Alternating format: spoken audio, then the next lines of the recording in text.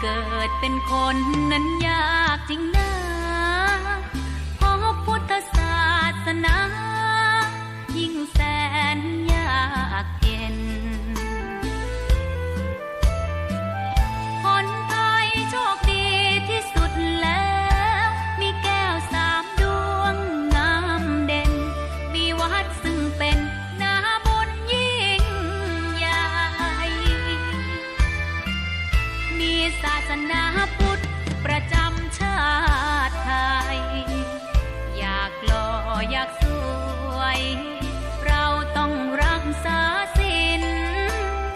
อยากมีอันจะกินต้องหมั่นทำบุญทำทานเอาไว้เข้าวัดสวดมนต์ฝึกฝนสติให้ว่องไวรีบทำตอนที่เราทำเองได้อย่ารอจนตายถึงเข้าวัดว่าเข้าวัดยามเป็นจะได้เห็นแต่น้ำใจเข้าวัดยามตายจะได้เห็นแต่น้ำตาก่อนจะสายเกินขอเชิญมาใช้ชีวิตให้คุ้มค่าเจริญทานศีลภาวนาสั่งสมบารมีไว้ทำบุญตอนที่ยังมีชีวิตย่อมดีกว่ารอเขาอุทิศบุญให้อย่ามัวหลงเพลินเดินห่างวัดตัวอย่างชัดๆมีมากมายเข้าวัดตอนตายสายเกินแก้กรรม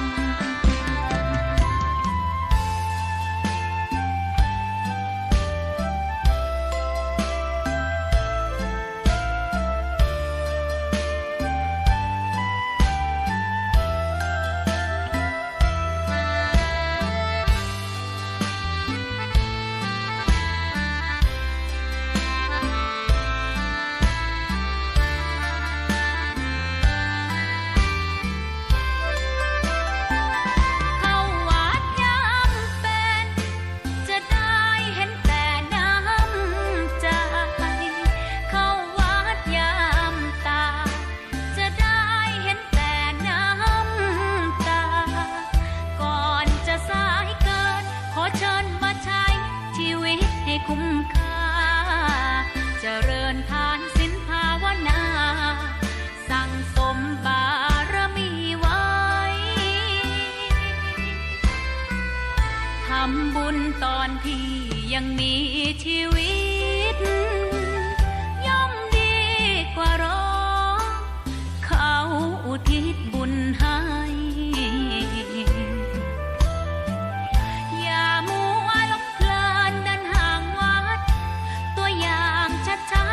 มีมากมายเข้าวัดตอนตายสายเกินแก้กรรมเข้าวัดยามเป็นผลบุญหนุนน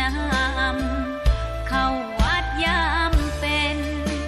จะได้เห็นแต่น้ำใจเข้าวัดยามตายจะได้เห็นแต่น้ำตา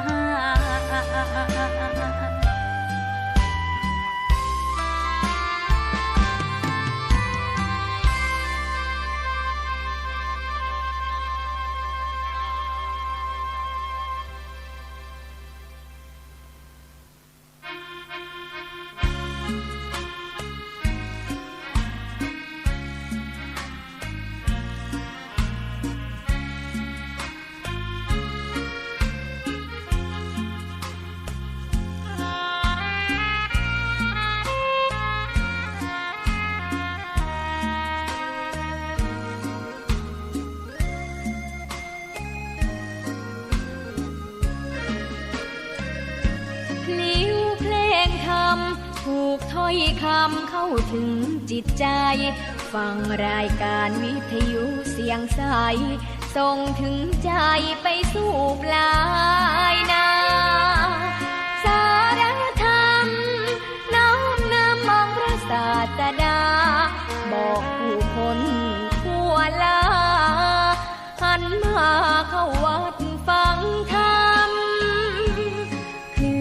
สียงนี้เป็นคลื่นธรรมะ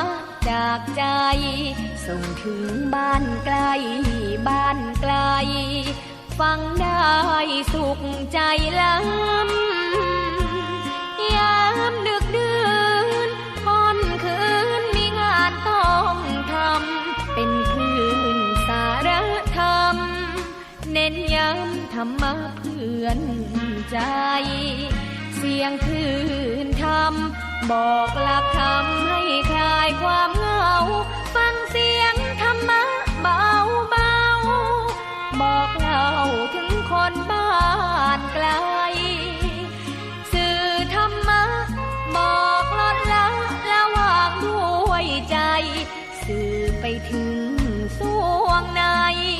เข้าใจหลักธรรมหลักดีพลิ้วเพลงธรรมผูกสัมพันธ์จิตใจร่าเริงฟังสาระธรรมะบันเทิงรื่นเริงในชีวิตยามวันว่างเดินทางไปเยี่ยมสถานีนัดพบกันน้องพี่วันนี้วันดีวันเสาร์สวดมนต์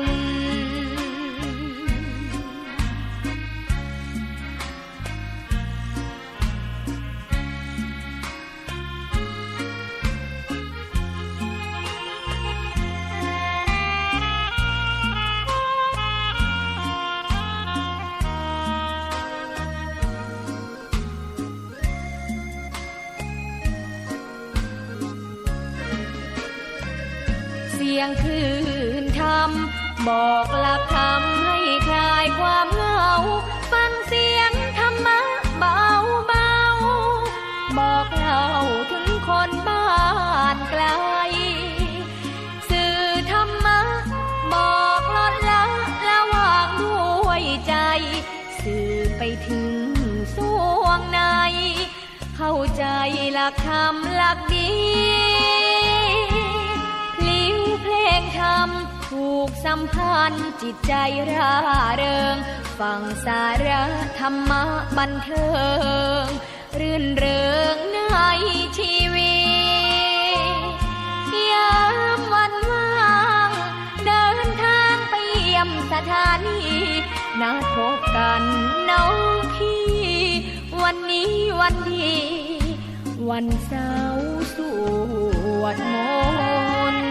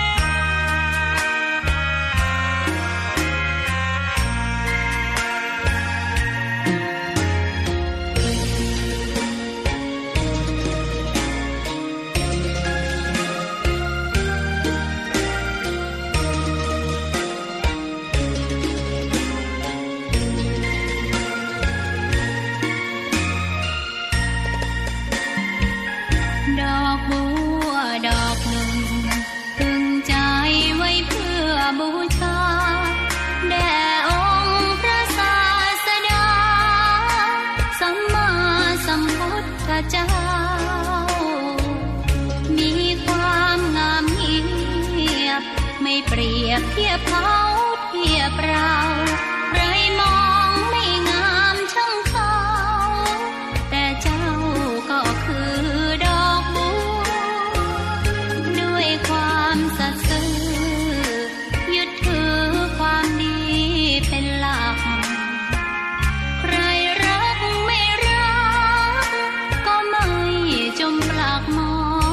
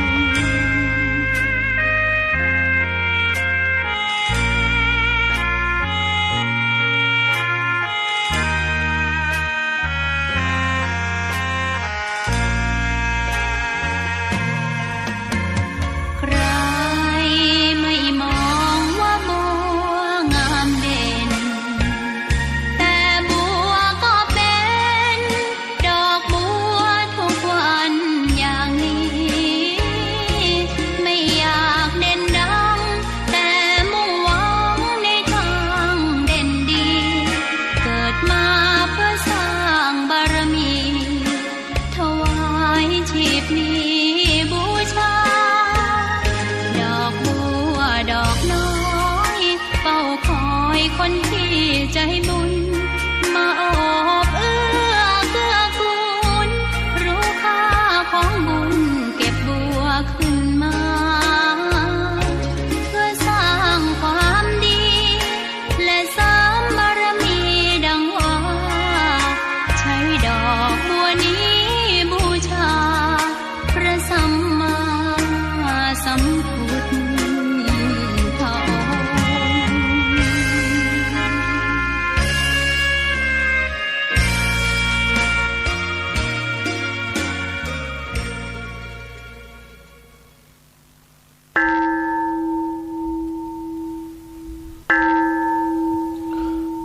ขอนอบน้อ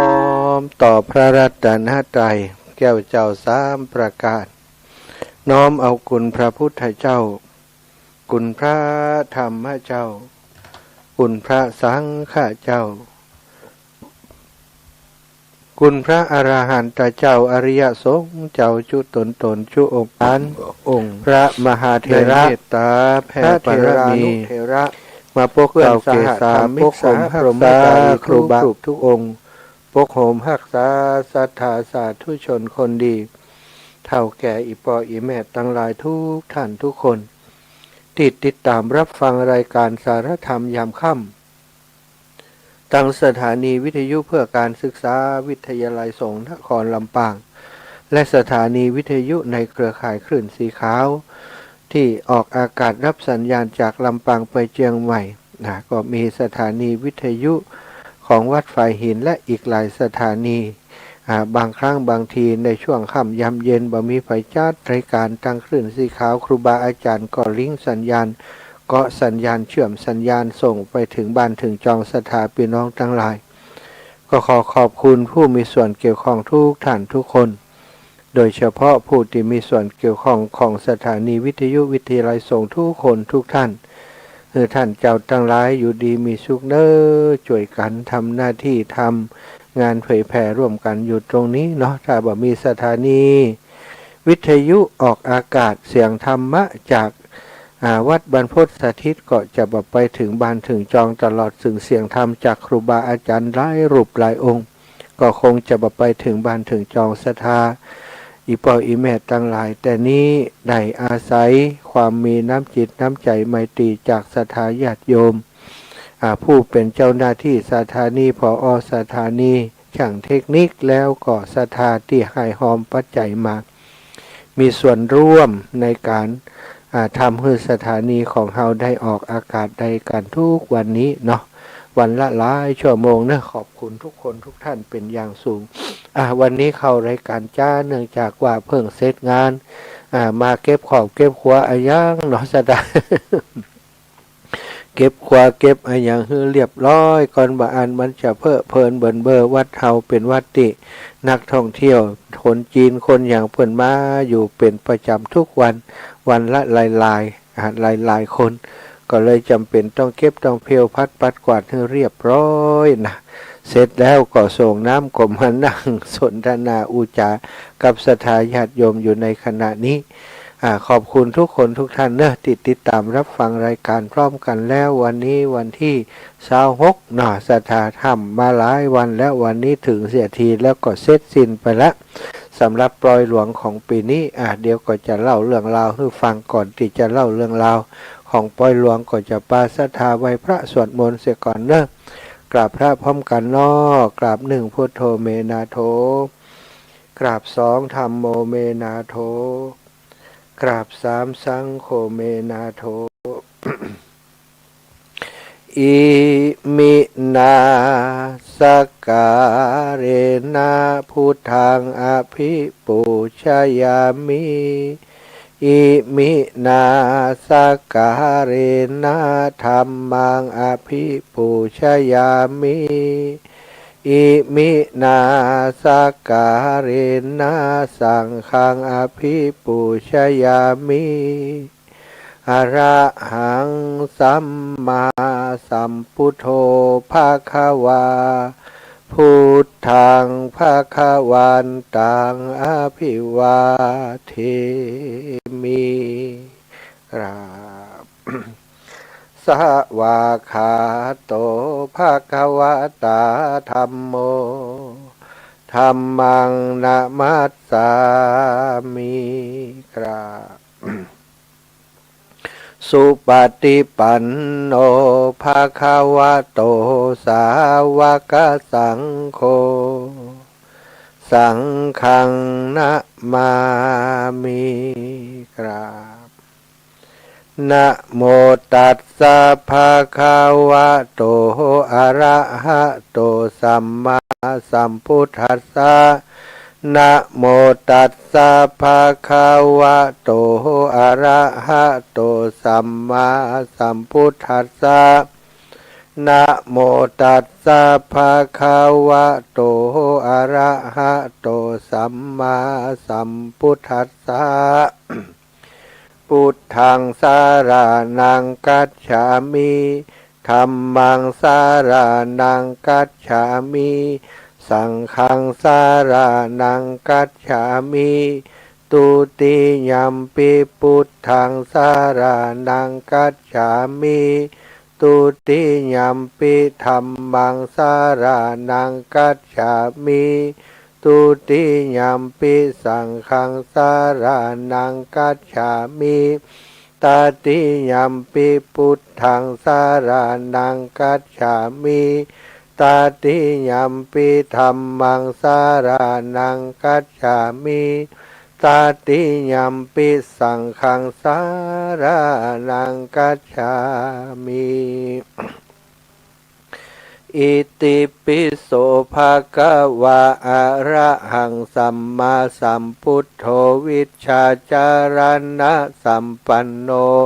สุขโตโลกวิทูอนุตตโรปุริสธรรมะ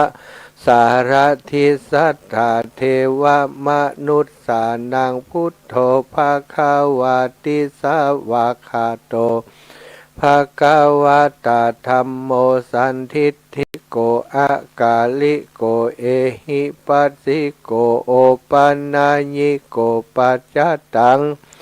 เวทิตาโพวินโยหิติสุปฏิปันโนภะคะวะโตสาวกสังโฆอุชุ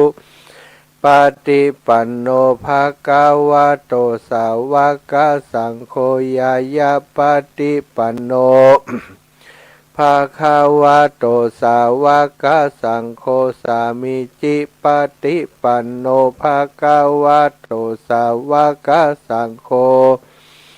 ยะทิทังจัตตาริปุริสายุขานิอัตถปุริสาปุคลา เอสาภะคะวะโตสาวกสังโฆอะหุนายโยปะหุนายโยทักขินายโยอัญชริกะระนิโย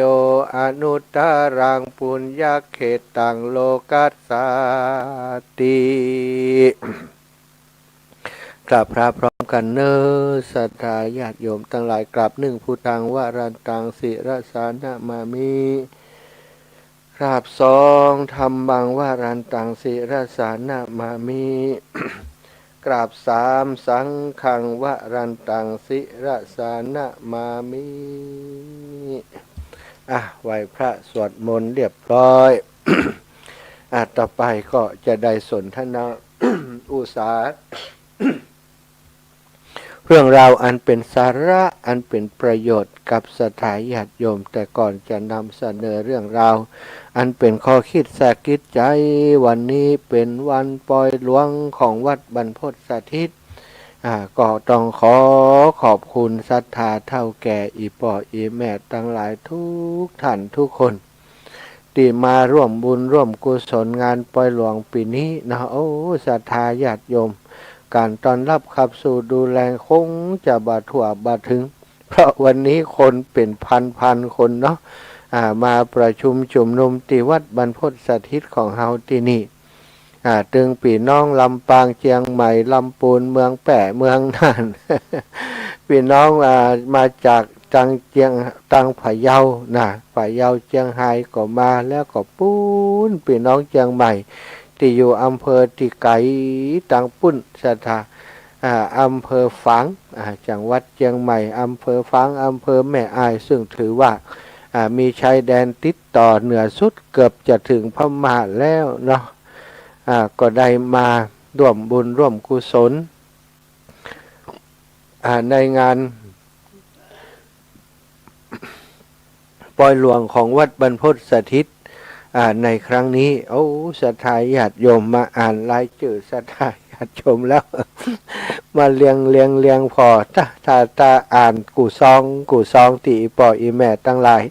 ได้เมตตาร่วมบุญสนับสนุนมาเนาะก็คงใช้เวลาประมาณสัก3 ชั่วโมงหันจะได้ถ้าอ่านกูค้นตัวหนังสืออยากผ่องบัญญัติผ่องนี่นะก็เลยขออนุญาตเนอะกับอีปออีแม่คนเฒ่าคนแก่พี่น้องหมู่เฮาทุกท่านทุกคนอาตมามีรายชื่อของท่านอยู่ในอกในใจแล้วอาตมาได้ฮือศีลฮือปอนกับทุกท่านทุกคนนะก็ขออนุญาตฮือปอนรวมไปกันทั้งหมดเลยที่เพิ่นได้ถวายซองปัจจัยมาสนับสนุนบอกว่าช่วยเหลือเป็นเจ้าภาพลงทานเป็นเจ้าภาพคณะจังซอครูบาอาจารย์ติมาเทศธรรมมหาจารย์ด้วยแล้วก็ได้ร่วมบุญเป็นสังเป็นสำรับต่างๆด้วยคนละ100-200ก็มีคนละ400-500ก็มีหลายคนละ10ละ20ก็มีทุกคนทุกท่าน ปัจจัยของท่านทั้งหลายมีความหมายได้มาร่วมบุญร่วมกุศลได้มาทำจิตเจตตามจิตเจตจำนงของท่านเป็นที่เรียบร้อยแล้วการใช้จ่ายในวันนี้ที่มีที่ส่วนที่อาตมาดูแลแล้วก็ใช้จ่ายไปนั้นก็มีค่าจ้างซอดูแลจ้างซอ25,000จ้างซอ25,000 แล้วก็เครื่องเสียงที่มาดูแลจ้างซอก็แฮม 5,000 บาทแล้วก็มีช่างเปิ่นมาบันทึกภาพความทรงจำต่างๆเป็นตึงวิดีโอเป็นตึงภาพนิ่งแล้วก็ไลฟ์สดส่งมาต่างบ้านต่างจองให้ศรัทธาญาติโยมได้รับได้ดูได้ชมตัวซึ่งก็มีค่าใช้จ่ายอยู่ 5,000 บาทเนาะค่าก๋วยเตี๋ยวอีก 5,000 บาท 5,000 บาทนี้เฉพาะให้เปิ่นทำเนาะส่วนเครื่องปรุงก๋วยเตี๋ยวอย่างต่างๆนั่นนะศรัทธาญาติโยมมีเส้นก๋วยเตี๋ยวมีก๋วยเตี๋ยวตัวของลูกจิ้นทั้งหมดนั้นมีโยมน้องบุญทิราโยธาได้อุปถัมภ์ได้ดูแลได้ดูแลเรื่องการใช้จ่ายทั้งหมดอันนี้ก็ต้องขอบคุณโยมน้องบุญทิราโยธาวันนี้ได้มีศรัทธาพี่น้องจากเมืองฝางแม่อายชัยประการธาตุตอนมีน้องต่างเมืองฝางก็นำโดยแม่จงดีเชื้อกันทาปหมออินทรเชื้อกันทาแล้วก็มีศรัทธาสาธุชน ตั้งหลายพี่น้องจากห้วยงูในก็เมืองฝางคุณโยมกนกพิชัยนาแม่บุญปันตาเหียงพร้อมกับเพื่อนป้องน้องพี่น้องเจ้าห้วยงูในก็มาร่วมบุญศรัทธาพี่น้องต่างเมืองฝางนี่หันน้ำใจเปิ่นกว่าจะเดินทางมาถึงลำปางก็บัดใจของใกล้เนออีปออีแม่ทั้งหลายใช้เวลาเดินทางประมาณ4 ชั่วโมง ถ้าขับจ้าก็5 ชั่วโมงพุ่นนะกว่าจะมาถึงตื่นแต่เจ้าไปบปก็ทำโรงทานมาตัวแหมเนาะโรงทานก็มีหลายอย่างหลายประการแกงพักปังมะฮื้อทุเจ้าแหม หัวทุเจ้ามักพักปังพัดพักปังเจียวพักปังแกงพักปังมาสู่เอาบักกอกคูบามาแจกตัวแล้วก็เอาบักกอกคูบาเอามีเอาไอยาโอมาหลายอย่างโยมแม่จงดีก็มาในนามของชมรมผู้ปฏิบัติธรรมวันเสาร์ในนามเป็นตัวแทนของหลวงพ่อท่านพระครูสุจิตตานุรักษ์เจ้าคณะอำเภอฝางนำคณะมาร่วมบุญอีแม่ก็ได้ระดมบุญจากพี่น้องญาติธรรมตั้งหลายร่วมบุญกับอาตมาเป็นเจ้าภาพก๋วยเตี๋ยวแฮม 1,500 บาทนะก็ต้องขอบคุณโยมแม่จงดีเชื้อกันทาเป็นเจ้าภาพก๋วยเตี๋ยวด้วยเป็นเจ้าภาพซอด้วยนี่ คณะของเปิ่นก็มากันหนึ่งกันรถตู้สถานงานมันจิงานถ้าแบบมีงานติดกันก็จะมากันหลายพี่น้องตังเวียงปะเป่าก็เช่นเดียวกันวันที่26ตังปุ่นก็มีเนี่ยอย่างใดดีก็ได้แต่โทรหากันเนาะโยมแม่จีรพันธ์หมู่ปอก็ดีโยมปี่โยมน้องแม่เสาเนาะแม่จันแม่เสาเขาโยมแม่โยมแม่นางคำอ้ายปอโยมปอกำนันโยมแม่แม่บัวคำหลายท่านเนอะตังเวียงปะเป่าก็มาหาบ่ได้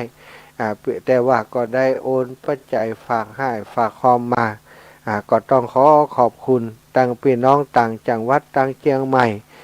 ก็มากันหลายท่านหลายคนพี่น้องจากน้ำลัดจอมตองลูกหลานของแม่ดวงดีนารัตะเนาะก็ได้ปากันมาหันเปิ่นมาแล้วก็ดีใจกัดอกกือถึงอีแม่ดวงดีนารัตะนะถ้าเปิ่นยังอยู่เปิ่นก็มาเหมือนกันแต่ว่าอีแม่เปิ่นบาอยู่แล้วเนาะได้ละจากลูกจากหลานไปเมื่อบันเวินบันนานมานี่เนาะเท่าแต่มีแต่ลูกแต่หลานเดินทางมาแทนอีแม่วันนี้ก็มาร่วมบุญร่วมทานก็ขอขอบคุณพี่น้องน้ำลัดจอมตองเนอะพี่ไอจงรักลูกเคยของอีแม่และครอบครัวและพี่น้องบ้านน้ำลัดจอมตองมีความผูกพันเป็นพี่เป็นน้องเหมือนกับเครือญาติด้วยกันไปแล้วปัจจุบันนี้เปิ่นก็ป้ากันมามาลักหันอาตมาเนี่ยการเก็บงานถอนเช้าอยู่ แบกไม่สางแบกไอ้อย่างมาปรากฏว่าเปิ่นปมมาแล้วเราเอารถตู้มาก่อนวันนี้พี่น้องน้ำลัดจอมตองมาถึงก่อนเปิ่นก่อนตันเนอะขอบคุณตังน้ำลัดจอมตองทุกคนทุกท่านแล้วก็ท่านอาจารย์วันใหม่และคณะศรัทธาจากวัดพรหมมงคลต้าล้อเนาะปอน้อยปอนานปออาจารย์ศรัทธาญาติโยมพี่น้องจากมงคลต้าล้อก็มาร่วมบุญต้องขอขอบคุณท่านอาจารย์วันใหม่และศรัทธาจากวัดพรหมมงคลต้าล้อเป็นอย่างสูงเนอะท่านอาจารย์จำเริญ10,400เนาะก็อยู่ที่อำเภอฝางก็ได้มาร่วมงานในวันนี้มาโดยคุณโยมกนกพิษชัยนาส่วนครูบาอาจารย์คลื่นสีขาวนี้เปิดมาวันก่อนแล้วเนาะพี่น้องจังเชียงใหม่พี่น้องจังพะเยานี่พะเยาก็ต้องขอบคุณปอเนตรธรรมขันธ์มาช่วยงานอาตมาหลายวันแล้วตั้งแต่วันที่20มาเนาะตั้งแต่วันที่20จนมาฮอดวันนี้เก็บครัวเก็บขอบเก็บครัวเรียบร้อยแล้วตอนนี้กลับไปแล้วสถาบอกว่าจะไปพักบรรยาที่กิวลมแห่สกรรมแล้วก็จะวันพรุ่งจะเดินทางกลับพะเยาหันน้ำจิตน้ำใจสถาที่มาช่วยแล้วสถากัดอกนะปนเนตรนี้หลายครั้งแล้วครั้งก่อนที่ดำหัวครูบาอาจารย์ก็มาช่วยนอนแฮมแก้มมือมาถึง2 ครั้งด้วยกันมาถึงได้วัน2 วันเปิ่นมีซบปิกไปเสร็จแล้วก็ปิกมาแฮมอันนี้ก็ต้องขอขอบคุณปนเนตรและคณะนำครูบาอาจารย์จากวัดห้วยบงครูบาอาจารย์ก็ป้าศรัทธาญาติโยมมารถบัสรถตู้นะมาร่วมบุญที่ปอยหลวงที่วัดบรรพตสถิตร่วมบุญปอยหลวงแล้วปากันไปแอวต่อไปวัดพระธาตุเจ้าแก้วดอนเต่าสุชาดารามไปหลวงพ่อเกษมแล้วก็จะซดไปในแหมกระบอกหูละเนาะวันนี้เปิ่นมากันนักต่างจังหวัดนะมาแล้วก็ดีใจศรัทธาญาติโยมหันศรัทธาก็ดีใจที่สำคัญที่นักที่สุดนี่ก็พี่น้องลำปางหลายท่านหลายคนบ่เคยได้หันหน้าอาตมากำเตือบ่เคยได้หันวัดบรรพตสถิตกำเตือพี่น้องบ้านแม่ทะหมู่1เนาะโยมแม่ไออย่างตุจำมาได้แล้วโยมแม่เปิ่นก็ปากันมามาได้หันหน้าหันตาแล้วดีใจแม่ขอถ่ายรูปต้วยจิม บ้านแม่ทะบ้านตังบ้านแม่ไทยเนาะโยมแม่ปุ๋ยปอพรหมมาศรัทธาญาติโยมญาติธรรมตังตำบลบ้านบอมพี่น้องแม่ไทยพี่น้องแม่ทะนี่เกือบจะทุกหมู่บ้านที่เดินทางมาพ่องก็เอาโรงทานมาพี่น้องผาแมวโยมแม่พี่น้องผาแมวโยมน้องรัชนีและคณะเนาะเอาโรงทานมาน้องดารณีพาชีวันก็เอาโรงทานมาด้วยกัน พี่น้องแล้วก็ยังมีแม่บัวเงินนะราชบุรุษหรือว่าแม่สมคิดราชบุรุษร้านตองลาดนาเอาลาดนามามอใหญ่ๆหมดเลยท่านอาจารย์ดีใจนะ ดีใจที่อันลาดหน้าขายดีเจ้าคนเฒ่าคนแก่ชอบกินลาดหน้าเนาะบางพ่องก็เอาขนมจีนมาคุณโยมบ้านสันติภาพธนวันศรีพูนทรัพย์รวมโดยช่วยกันเอาขนมจีนมาโยมบีโยมแผ่นเล็กเขาเนาะคณะ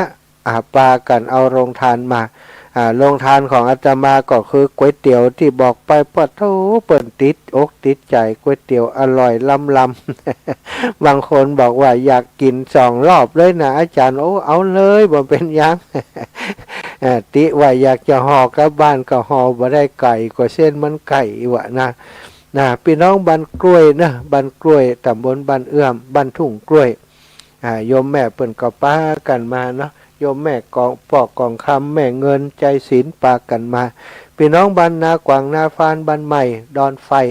พี่น้องจากหลายที่หลายตั้งสถาเนาะตังลำปางของเฮานี่โอ้เยอะเลยมากันนักขนาปะป้านพี่น้องแม่เฟืองโดยพี่น้องบ้านสีหมวดเก้าหนองยางแม่ยาพัดวงโครมสายก็มาโยมน้องสมจิตอินทรวิจิตเนาะแม่อุไรวันบันสันลานหลวงเนาะที่หันหน้ากันที่จำได้ก็มีที่จำมาได้ก็มีเนอะมันหน้ามันเหมือนกันคนนัก บ้านมอก็ดีบ้านหัวฝายก็ดีบ้านแรงสี่ปีดาแหมนะบ้านหนองล่องบ้านคับขวิดขับข่อยสถานเนาะตังในหัวในเวียงนี่ก็มีตังบ้านกล้วยฝ่ายตังบ้านกล้วยหลวงตังแม่ท่านี่ก็อย่างที่บอกเกือบจะทุกหมู่บ้านที่สำคัญก็มียังมีปิ่นห้องตังเมืองปานเนื้อบ้านเกิดของอาตมาก็ปากันนำโรงทานมา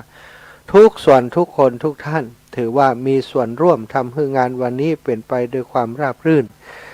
วันนี้ก็มีค่าใช้จ่ายต่างๆที่ศรัทธาญาติโยมได้ให้หอมมาเนาะสนับสนุนจุนเจือช่วยเหลือกันมา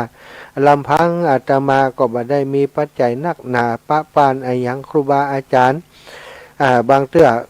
เปิ่นก็มีภาระใช้จ่ายเยอะเนาะก็เลยว่าอาตมาดูแลส่วนหนึ่งครูบาอาจารย์ก็ดูแลส่วนหนึ่งช่วยร่วมโดยช่วยกันถึงแม้ว่าอาตมาจะบ่ได้มีเงินทองนักหนาอย่างก็ทำบุญไปตามอัตภาพแต่วันนี้ก็ได้ทำภารกิจต่างๆสำเร็จไปอย่างที่เรียนบอกให้ศรัทธาญาติโยมแจ้งให้ศรัทธาญาติโยมทราบก่าจ้าง25,000 บาทแม่มนวันก็ช่วยมาส่วนหนึ่งของอาตมาและของศรัทธาญาติโยมส่วนหนึ่งก็ได้กุ้มได้ปอเปิ่นไปแล้วก่าเครื่องไฟก่าเครื่องเสียงแฮม5,000 บาทก่าจ้างถ่ายรูปแฮม5,000 บาทแล้วก็ก๋วยเตี๋ยวแฮม5,000 บาทเนาะอันนั้นคือ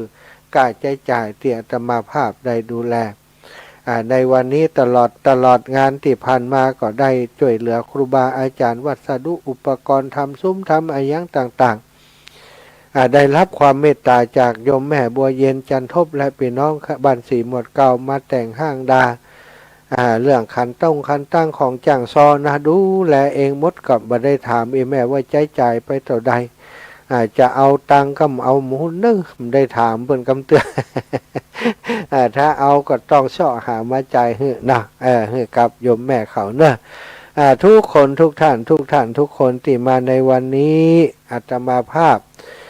และท่านอาจารย์พระมหานพดลสำนึกนะในบุญกุศลที่ศรัทธาญาติโยมได้มีจิตเจตนาอันดีงามมาร่วมกองบุญกองกุศลในครั้งนี้มีความรู้สึกขอบคุณกับศรัทธาญาติโยมทุกท่านทุกคนที่ได้เสียสละเวลามาร่วมกินร่วมทานร่วมการร่วมงานเสียสละปัจจัยทายธรรมมาเป็นเจ้าภาพเสียสละ เวลานะที่ทุกคนบอกว่างหรอกแต่ว่าเสียสละเวลามาเพื่อจะให้กำลังใจครูบาอาจารย์วันนี้ถ้าท่านอีพ่ออีแม่ทั้งหลายบ่มางานมันก็กล่อยงานมันก็ง่อมงานใหญ่งานหลวงบ่มีไผมาขาดคนใดคนหนึ่งเพียงคนเดียวก็บ่ได้สถาเพราะฉะนั้นอาตมาขอขอบคุณขอเอาบุญกุศลที่ได้สั่งสมอบรมมาและของครูบาอาจารย์ที่ได้กระทำมา ตั้งแต่แรกเริ่มเดินทีเปิ่นพัฒนาวัดวาอารามแห่งนี้จากสถานที่รกร้างว่างเปล่ามีคนถวายมาก็ได้สร้างวัดสร้างวาคือคนทั้งหลายได้มาอาศัยเปิ่งใบบุญปฏิบัติธรรมอบรมเรียนรู้สิ่งต่างๆที่นี่ท่านอาจารย์พระมหานพดลสุวรรณเมธีได้มาพัฒนาวัดวาอารามแห่งนี้คือเป็นถาวรวัตถุเป็นศาสนวัตถุเป็นศาสนสถานในทางพระพุทธศาสนาทุกอย่างทุกประการว่าใจของภัยคนใดคนหนึ่งครูบาอาจารย์ก็ดีอาตมาภาพก็ดีและศรัทธาญาติโยมรอบวัดรอบวาก็ดีเฮาทั้งหลายก็จะอยู่ช่วงเวลาหนึ่งเท่านั้นวัดแห่งนี้ก็จะเป็นของพระพุทธศาสนาคนอื่นๆก็จะมาดูแลสืบต่อกันไปอย่างนี้ศรัทธาญาติโยมอีพ่ออีแม่ทั้งหลายท่านทั้งหลายได้ทำบุญใหญ่ได้ทำกุศลใหญ่ร่วมกันกับครูบาอาจารย์ก็เอาบุญทั้งหลายทั้งมวลเหล่านี้จงไปปกปักรักษาศรัทธาญาติโยมทุกคนทุกท่านคือท่านเจ้าทั้งหลายอยู่ดีมีสุขได้มีอายุมั่นขวัญยืนจากฮีก่อปันมาจากหาก่อปันได้อีพ่ออีแม่ศรัทธาญาติโยมทุกท่านทุกคนจะเดินทางขึ้นเหนือล่องใต้ก็ขอให้ท่านเจ้าทั้งหลายได้เดินทางปลอดภัยในทุกเส้นทางมาดแม้นว่าอีพ่ออีแม่ทั้งหลายล้ำลึกนึกถึงปุพพกาลีชนอันมีปิตามันดาเป็นเก้าเป็นประธานยาเตกาวงวานทุกท่านทุกคนตลอดถึงเจ้ากรรมในเวรเจ้าเตวบุตรเจ้าเตวดาอินตาพรหมยมราชคุดหนักน้ำปะละไม้ไอสวนศักดิ์สิทธิ์ทั้งมวลก็ขอมาปัตตาอนุโมทนามาฮับเอากองบุญกองกุศลได้ไปพ้นเสียจากที่ยากได้ไปพรากเสียจากที่ตู้คือท่านเจ้าตั้งหลายได้ไปถึงสุขเป็นติแล้วคือเมืองแก้วยอดเนรปานเมื่อท่านเจ้าตั้งหลายไปสู่ติสุขสำราญแล้วก็ขอให้ได้ปิกมาไว้มาอำนวยอวยใจและปกปักรักษายังเจ้ามูลศรัทธาโยมป่อโยมแม่โยมปี่โยมน้องทั้งหลายที่มาร่วมบุญร่วมกุศลในคราวครั้งนี้บอกว่าจะเอาเป็นโฮงทานมาก็ดีได้ถวายปัจจัยสนับสนุนท้าไว้ปัจจัยเป็นการส่วนตัวเป็นการใช้จ่ายเป็นการน้ำกับไฟส่วนตัวของอาตมาภาพก็ดีทุกอย่างทุกประการที่ศรัทธาญาติโยมได้มีจิตเจตนาอันใสบริสุทธิ์ได้กระทำบุญในตีกาการะบัดนี้ยามนี้ก็ขอฮือพละนาบุญบุญกุศลบรรฝูงมือนี้จงไปปกปักรักษาฮือศรัทธาญาติโยมแคล้วคลาดจากพยาธิอันตรายทั้งหลายทั้งปวงปีใหม่2568ที่จะมาจุจอดหลอดถึงเติงเฮาหมู่เฮาเจ้าข้าทั้งหลายคือศรัทธาท่านเจ้านั้นเจริญรุ่งเรืองไปโดยอายุวันนะสุขะพละปฏิภาณธนาสารสมบัติคิดเงินก็ขอเป็นเงินขึ้นเงินก็ขอให้ได้เงินได้ทองเกิดสิ่งใดก็สมมาโนไมไฟอ้างสมความมุ่งมั่นปรารถนาสุขอย่างทุกประการปรารถนาเอาอย่างสุขสมบัติอันมีมนุษย์สมบัติสวรรค์สมบัตินิพพานสมบัติก็ขอกรรมกรรมปรารถนาความปรารถนาของโยมแม่โยมป่อทั้งหลายจงสำเร็จโดยพลันจงสำเร็จโดยพลันจงสำเร็จ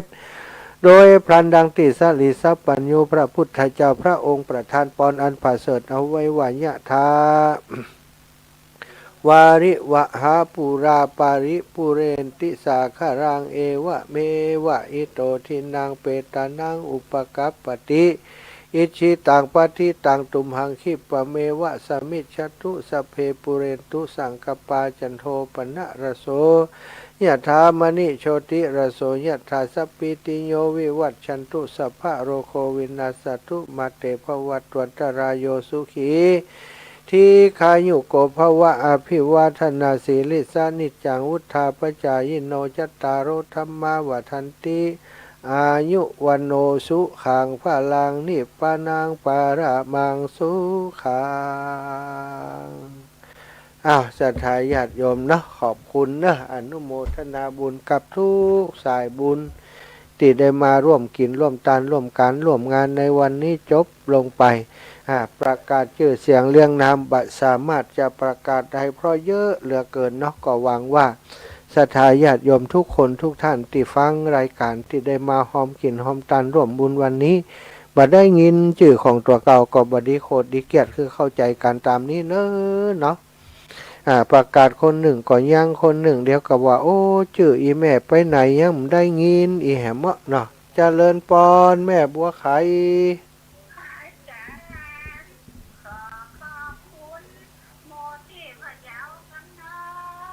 เจ้า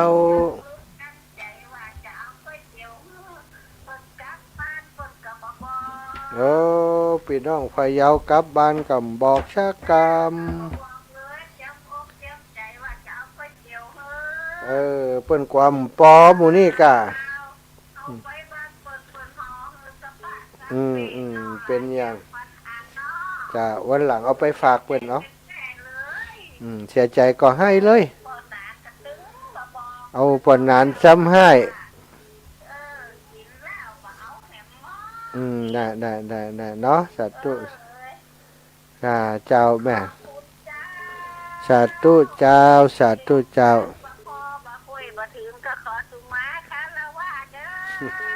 เจ้าวัน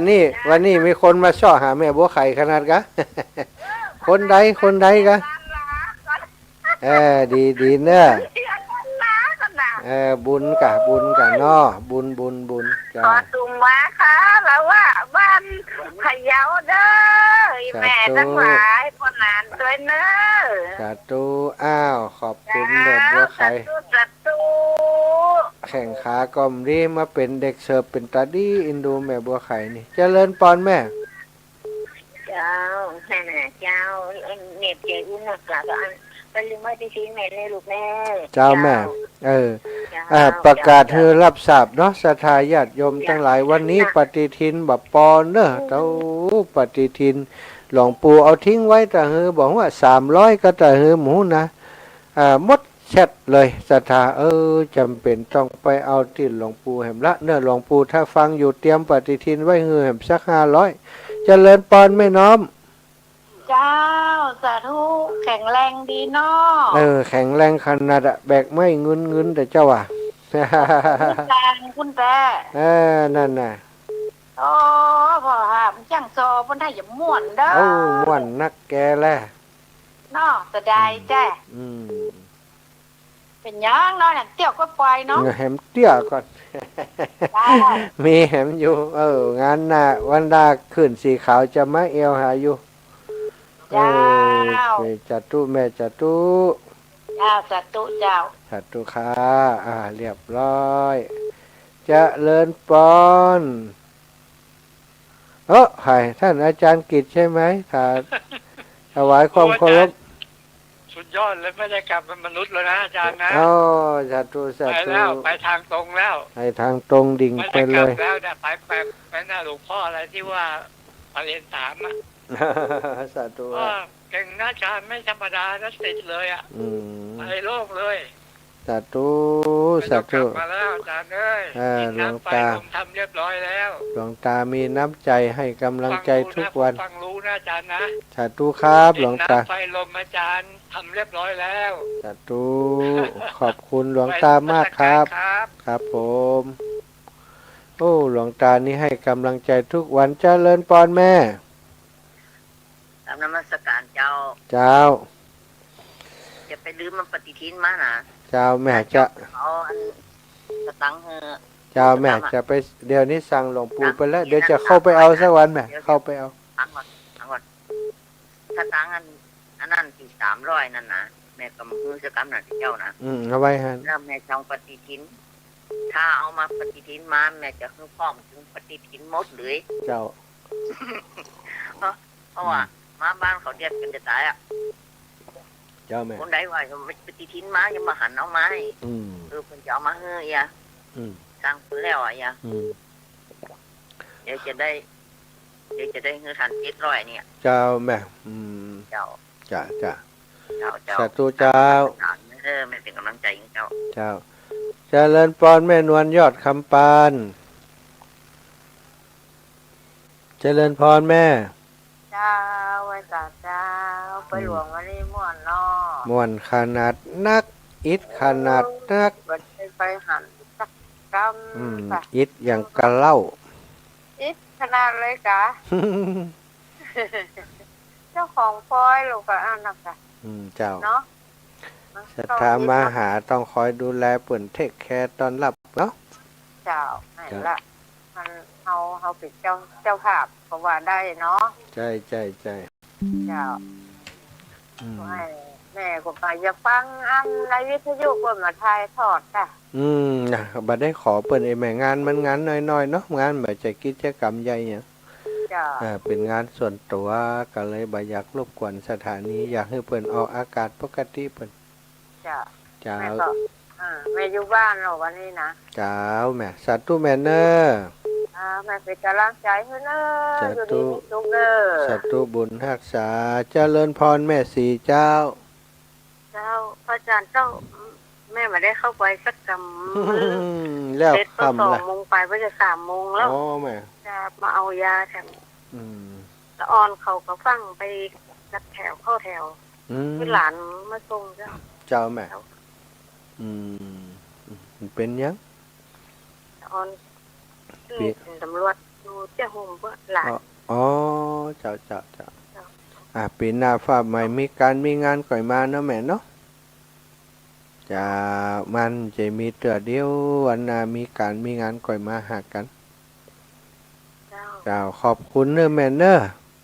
เจ้า สาธุเจ้าโอ้แม่ศรีสุรินทวงศ์สุขภาพก็บ่ค่อยดี มีการมีงานหอมมาทุกครั้งเนาะมีอันศรัทธาญาติโยมที่ขออนุญาตขอบคุณตั้งหน้าใหม่นี่กับป่อบุญทาทีละโพเนาะศาลาเหมียนมาช่วยงาน2 วันสุดท้ายต้องเล่นมวยไข่เขา เป็นมวยเป็นไข้เขาว่าอัน3340เจริญพร เจ้าท่านไว้สาวเจ้า อันนี้แม่ประฟินนอกแก้วนะเจ้า โอ้ยแม่สบายดีแล้วยัง เจ้า อืม พ่อบอกไปหาหมอแล้วอะตัวเนี่ยอาการหนักไปหน้อยนะมันแน่นหน้าอกอะ โอ้ เลิก หน้ากาก โรคหัวใจเลิกกัน แม่อันแม่บัวขี่บอกให้อยู่อีแม่ เจ้า โอ้เป็นห่วง ไปบอกปิดไปที่แรกว่าจะไปแล้วนะ น่ะ น่ะปอก โร ไว้ ค เนาะ หัวใจเปิ้นว่าเฮ้ยยกของนักเนี่ยกันนักมันมีผลอยู่ เจ้า อืม อาการหนักไปหน้อยแต่ว่านะ น่ะฮู้ตัวเอาคนเดียวเนอะ เจ้า จะไปลึก หลาน เนาะ โอ้ม่วนก็ม่วนนะแกวันนี้เปิ้นซ้อกันม่วนหอมันห่มมันอย่างใดหมู่เปิ้นถ้าจะม่วนใจซ้อกันม่วน แก้วนะว่าจะไปนะถึงจะไปให้ได้เนาะ อืม นักบ้านสบายเนี่ย เสียดายแต่เนาะอีปอกก็สบายดีเนาะแม่เนาะ เจ้าปอสบายดีแข็งแรงน่ะ อยากให้เปิ่นไปไหนก็ได้ถ้ามามีเปิ่นนี่ก็ตึงบ่ได้ไปไหนอ่ะเจ้า ปฏิทินหมู่เปิ้นได้ยังพี่น้องอันแม่บ่ขี้เขา แล้วบอกให้แม่บ่ขี่ว่าเอาปฏิทินมาตัวเลยอ่ะโทรหากับว่า ได้หมู่อีแม่ปฏิทินขาดแน่นหนามเดี๋ยวนี้ถ้ามันได้อย่างใดศรัทธาเตรียมได้ก็โทรมาบอกเอาเนาะจ้าสัตว์ตัวนะแม่หนาขอบคุณแม่ประพินเด้อสัตว์ตัวจัดตุเจ้าแม่ประพินหนอแก้วบ่ได้มาก็โทรมาบอกเจริญปอนแม่เครือวานถึงแล้วยัง เจ้า ถึงบ้านถึงจองแล้วกากินข้าวแรงแล้วกา เจ้า ชดไปเอาในแหมวันนี้ ถึงบ้าน5 โมงป่ายเจ้าท่านอาจารย์ โอ้กลับจัดเจ้าละอันกลับเลยกะ เจ้าเอาแหว่ไหนแล้วแหว่วัดหลวงกำเดียวเจ้า เอวมันละเนาะวันนี้ เจ้า ตั้งใจ ครับ วันนี้ตั้งใจมาอย่างเดียวดีใจหันหน้าโมเอแม่เขาเนอะดีใจดีใจ ม่วนมาเขาอ้วนม่วน แล้วอีแม่ได้อันนั้นยังปฏิทินได้ก่อนน่ะ เจ้า ได้แล้วครับปฏิทิน ยังบ่ได้เจ้า เดี๋ยวถ้าได้จากหลวงปู่จับเดินทางไปปุ่นจะเอาไปปั่นไปฝากเนี่ยแม่เนอะจะได้ตัวได้พูดจ้ะสัตว์ทุเจ้าแม่ เจ้าเจ้า ขอบคุณ สาธุ ปีน้องสันทรายปีน้องสันทรายเจริญปอน5887 ไอ้สาเจ้าทุลูกแม่นโอนตังไปให้แล้วเนอะ อ๋อเจ้าหันแล้วแม่น้อย เจ้าเจ้า แม่น้อยอุตุดีบ้านไห่ เจ้า นาน้อยนาหลวงไม่ใช่นาน้อยเนอะอย่าบอกให้เป็นว่าเล่นได้นาน้อยนี่เนาะ เจ้า แล้วบ้านวัดก่อหลังใหญ่บ้านก่อกว้างขวางนาก่อไห่หลวง ก็ให้หลวง สาธุ เด้ เด้ อ อ เจ้าเจ้าสาธุเจ้า เขาหันว่าบ้านไห่นาน้อยทำใครมีนาปดเท่านาเปิ่นสุดปิดสะตา7484จากตั้งได้โยมแม่ ธรรมสการ อันนี้แม่เรียนเงินบ้านตาขน้อย โอ้ เจ้า ม่วนก็แต่เจ้า ม่วนกระเจ้า ไป ม่เลือนเงินเอาองค์ทานมาตัวตู้เป็นตาม่วนได้ เจ้า แม่เลือนเงิน แม่อันแม่ดีตุ้ยแต่วงเปิ้นเอาอันมีกะทิไปอย่างมีแดงแล้วก็ไอติมหงทานไอติมก็ไปอยู่ปุ่นในข้างพระวิหารนู่นแหละ โอ้มดก็ มดเจ้าหม โอ้ ด ขนาดรับแลอยู่ข้างวิหารยังมดอ่ะ เจ้า เพราะว่ามันเลยตีจังซอไปตั้งปุ่นเลย อ๋อเจ้าได้ตรงไหนก็ดี เจ้าเพราะมันเข้ามันหยาบเป็นลงพวก เจ้าแล้วตันได้ปฏิทินได้เปิ่นก็เจ้า ได้ละเจ้า โอ้ ได้ละ ได้ วัด เนาะ พระเจ้าที่แรกสร้างพระอาจารย์น้อยสาวหนอแล้วไปเพิ่มมันแหม5 เล่มเอามาเสา5แต่เจ้านี่หน้าบุญน่ะไปเอากำเดียวกับมดเลยพระอาจารย์เอาไปจ้าเลยฮั่นน่ะมาได้แหมหม้อได้ก็หมูจะไปเอา ขอบคุณจ้าน่าเกิดขอบ จัด คุณ ตูขอบคุณพี่น้องถ้าเข้าน้อยทุกคนนะแม่นะ จ้า จ้าขอบคุณน้ำจิตน้ำใจตี แต่ แม่ วัน นี่ นั้นถ้าปุณอันรอเตียนนี่แม่จะเอาเตียนไปหอมเนอะ เจ้าสาธุ แม่ เจ้า มีขี้เพิ่งไว้นี่จัดได้อ่ะเป็น5-6 โลปุ่นน่ะ โอ้ดีเลยจัดตุเจ้า เจ้า ขอบคุณนะเจ้านมัสการเจ้า ขอบคุณเจ้าแม่เอ้าแม่เพ้นถึงบ้านถึงจองแล้วยัง การเจ้าถึงแล้วเจ้า โอ้ ถึงบ้าน ดีแล้ว 4:40 โอ้ถึงวัดถึงบ้านปลอดภัยนะ4:40